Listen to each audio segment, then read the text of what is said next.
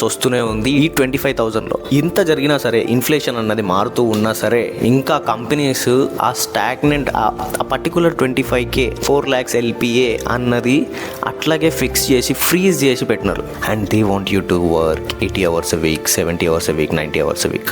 So దీనివల్ల ఏం జరుగుతుంది అని అంటే, మనకి శాలరీ వచ్చింది ఎప్పుడు వెళ్ళిపోయింది ఎప్పుడో కూడా తెలియదు. ఒక రోజులో వస్తుంది, ఒక రోజులో వెళ్ళిపోతుంది. ఇంత ఫాస్ట్గా ఇంత క్విక్గా ఎందుకు అయిపోతుంది అని అంటే, this is the main reason. దీన్ని ప్రాక్టికల్గా మీకు బ్రేక్ డౌన్ చేసి చూపిస్తాను చూడండి.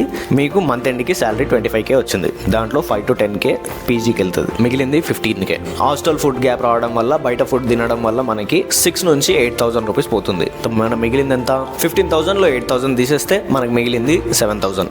ఈ 7,000లో నీ వాంట్స్, నీ నీడ్స్, నీ ఎంటర్టైన్మెంట్ నువ్వు అన్నీ చూసుకున్న తర్వాత అదొక 3 to 5,000 అనుకుందాం.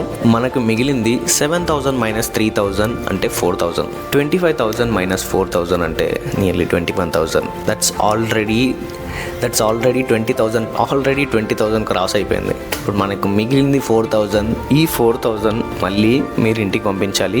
వాళ్ళ రెస్పాన్సిబిలిటీస్ కూడా మీరు చూసుకోవాలి. సో ఇది reality of 25K salary in cities like Hyderabad, Bengaluru, Mumbai, Pune. Basically ఇది హైదరాబాద్లో